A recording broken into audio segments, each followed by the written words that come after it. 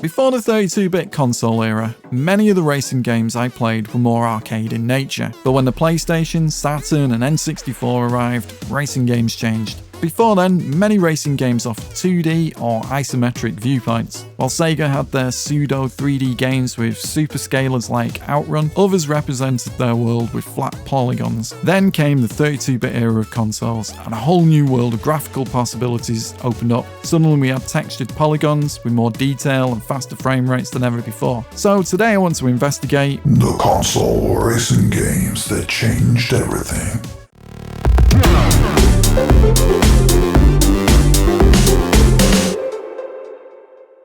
Wipeout.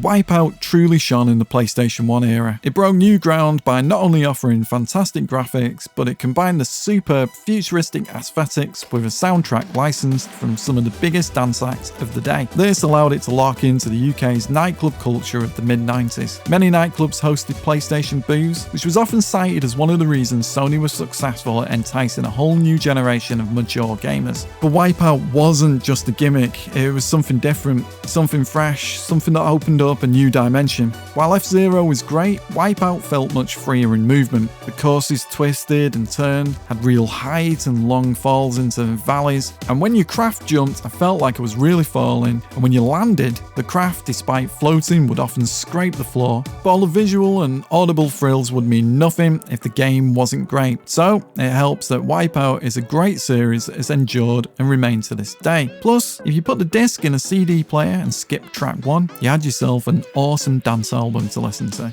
Formula 1. I realise F1 isn't always the first choice for motorsport, but here in the UK, F1 has always been big news. So a game that, for its day, looked and sounded like a real F1 Grand Prix, I found astonishing. And one aspect that really sold me on this game was the commentary. Murray Walker was a legend. He always covered the sport with such passion and enthusiasm. And then I played F1 on the PlayStation. It felt realistic, looked great, and then I heard Murray's voice reacting to my actions on screen. This was usually me flying off a corner or bumping into another car. I'm sure there was contact there. Oh dear, oh dear. Games didn't really have commentary before this. This was new ground, and to have Murray Walker himself delivering the lines just sold the experience. Anyone who'd watched F1 on the TV in the UK at the time could instantly relate, and it helped immerse the player in the experience. And I remember this game being attributed to selling a bunch of PlayStations here in the UK, and it certainly helped me make my decision. Gran Turismo. Then came Gran Turismo, and wow, was this something special. For months ahead of its release, the official PlayStation Magazine demo disc came with videos showcasing the game. I remember watching those videos over and over and really buying into the hype. Suddenly I was watching replays that looked like something I'd expect on a TV broadcast. From the creative angles to the zooms and pans, but we were also being promised a huge roster of cars, both exotic and road. The ability to modify and tune those cars, something I knew nothing about, but still, it sounded important stuff and I was willing to learn. And then came the DualShock controller, introducing analog sticks for finite control and rumble feedback as you raced around the tracks. It made use of all the advancements of the day and rolled it into a game that played amazing, looked amazing, and offered a driving package only dreamt about previously. Colin McRae Rally.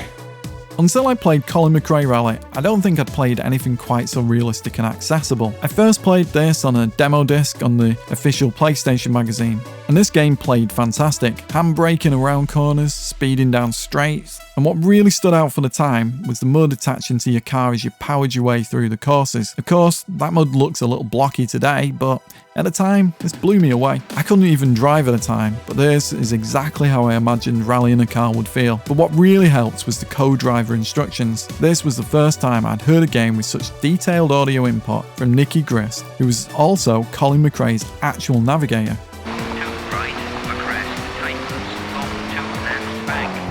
Sadly, Colin McRae himself died in a helicopter accident, but his legacy lives on, as does his mantra, when in doubt, flat out, whenever I play a rally game. It often lands me in a ditch, but why else play a rally game where pushing the car to the limit has no real world consequences? And Colin McRae Rally became the template for a series of games that's still going strong today. Burnout 2.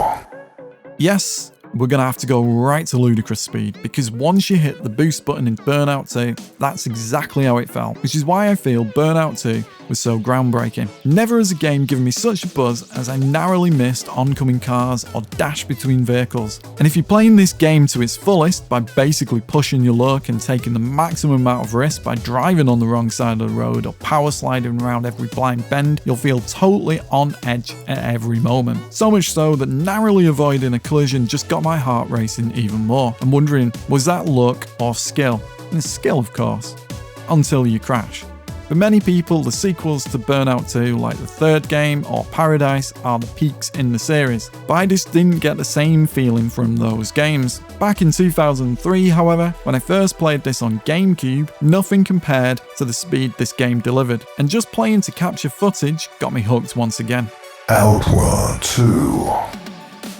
Returning viewers will know that I believe Outrun 2 to be one of the greatest arcade races of all time, if not the best. It was the perfect evolution of the Outrun formula and took the gameplay from pseudo 3D straight into polygon-based gameplay, but it maintains the great arcade feel, the over-the-top speed, and added a drifting mechanic that's as awesome to watch as it is vital to the gameplay. I first played this on Motorway Services, but eventually the home conversions arrived and the Xbox version was pretty much arcade perfect. But what was truly groundbreaking at this time was it made full use of the Xbox's built-in network port. It might seem an archaic idea today, but lugging consoles and computers to a friend's house was a great way to play multiplayer at the time, and in many ways, it still is. Outrun 2006 Coast to Coast on the Xbox is probably the best console version, but given its ridiculous price and rarity, the PS2 is a close second. I can confidently say that Outrun 2 stands the test of time. All these years later, it's still a fantastic arcade racer that I don't think anyone has truly surpassed.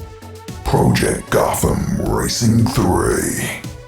My journey into online racing on console largely arrived with the Xbox 360. I dabbled on the original Xbox and played Project Gotham Racing 2 online. However, it wasn't until I bought an Xbox 360 that I suddenly found myself surrounded by so many friends and work colleagues with 360 consoles that I really gave online racing a proper go. On Friday evenings, we'd usually organise gaming nights, and for the first time, I was competing in a racing game with 7 or 8 people I knew. But Project Gotham 3 looked fantastic back in 2006 and ushered in a new generation of HD graphics. I remember going into a game store just to see it running on a HD TV, and shortly after getting my 360 console, I rented a HD TV, which lasted until I could afford to drop 700 or 800 quid for my own TV. I know that graphics have changed and improved substantially in the years that have followed, but going back and playing this again, I still think it looks really good, and the controls were a decent balance between arcade and simulation. What worked for this game, and still does,